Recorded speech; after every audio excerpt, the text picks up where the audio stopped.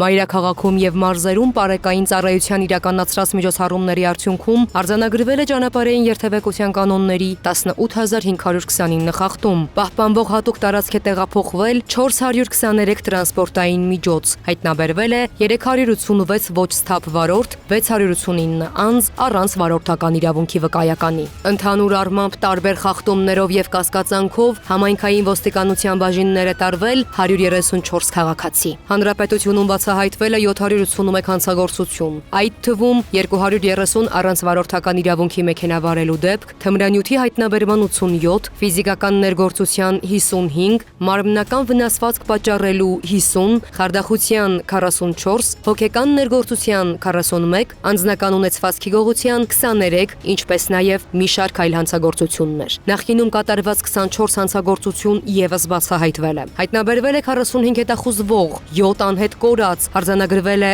զենգզինամթերքը կամավոր հանձնելու 26 դեպք, 7 օրում գրանցված ավտովթարի հետևանքով զոհվել է 3 մարդ, վնասվածք ստացել 168-ը։ Ներքին գործերի փրկարար ծառայության ճգնաժամային կառավարման ազգային կենտրոնում շաբաթվա ընթացքում գրանցվել է 443 դեպք, 167 արտակարգ, մասնավորապես Հրդեհի 94, Հրդեհի ծագման սպառնալիքի 39, ճանապարհատրանսպորտային պատահարի 52, կենցաղային կանչի եւ այլ դեպքեր։ Եղանակային պայմաններով եւ այլ գործոններով պայմանավորված գրանցվել է տրանսպորտային միջոցների արգելափակման 10 դեպք, փրկարարները օգնություն են ցուցաբերել 15 քաղաքացու։ Փրկարարական գործողությունների արդյունքում փրկվել է 4 մարդ։ Ներքին գործերի նախարարության ստորաբաժանումները շարունակում են իրականացնել շուրջօրյա վերահսկողություն եւ կանխարգելիչ միջոցառումներ քաղաքացիների անվտանգությունը ապահովելու եւ հասարակական կարգը պահպանելու նպատակով։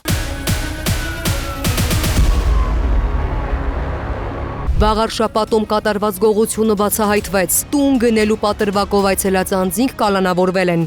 Տնից կատարված գողության վերաբերյալ ահազանգը ստացվեց հոկտեմբերի 5-ից 3-ը։ Մեկնեցին Արմավիրի մարզի քրեական եւ Վաղարշապատի համայնքային ոստիկանները։ Վաղարշապատի բնակիչը հայտնեց, որ տունը վաճառում են եւ այդ օրն էլ իբրև գնորդ իրենց այցելել են 2 տղամարդ եւ 1 կին, շրջել տարածքում ու հեռացել։ Դրանից հետո միայն տանտերերը նկատել են, որ միջանցքում դրված պայուսակից բացակայում է դրամապանակը, իսկ ննջարանի պահարանից ոսկյա 4 զարդ։ Նախաձեռնվեց քրեական վարույթ եւ իրավապահներն անցան գործի։ Համատեղ միջոցառումների ընթացքում ստացվեց հավաստի տեղեկություն, որ որպես գնորդ ներկայացած անձինք Երևանից են։ Տղամարդիկ 46 եւ 31, կինը 30 տարեկան։ Հոկտեմբերի 10-ին դատարանի որոշմամբ կալանավորվել է 46-ամյա երևանցին։ Հոկտեմբերի 15-ին կալանավորվել է նաեւ 31-ամյա տղամարդը եւ երկուսն էլ տեղափոխվել են քրեակատարողական հիմնարկ։ 30-ամյա կնոջ նկատմամբ խափանման միջոց է կիրառվել տնային կալանքը։ Նախաքննությամբ հանգամանքները պարզվում են։ Հանցանքի մեխանիզմը ներկայացնել ինքնանպատակ չէ։ Այսպես փորձում ենք նաև տեղեկացնել մեր քաղաքացիներին, որ նման վիճակում հայտնվելիս լինեն առավել զգոն։ Արժույթի փոխանակման հայտարարությունը ծուղակ, ներքին գործերի նախարարության ոստիկանությունը զգոնության կոչ է արել։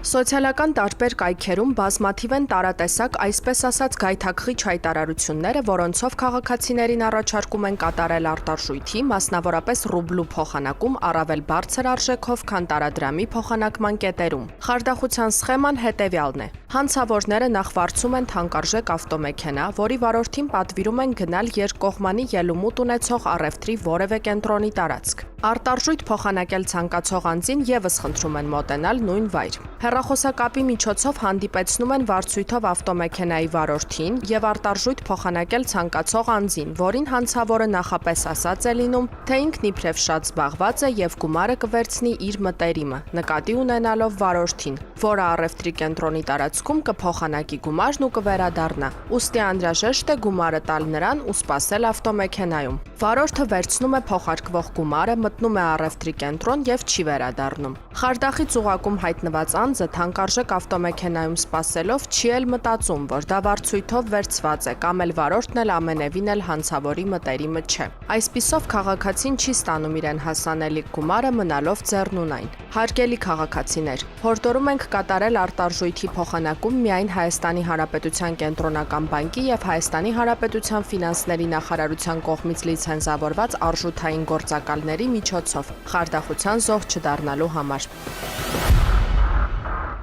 Շենգավիթի համայնքային ոստիկանները բացահայտեցին նույն օրը կատարված խարդախությունը։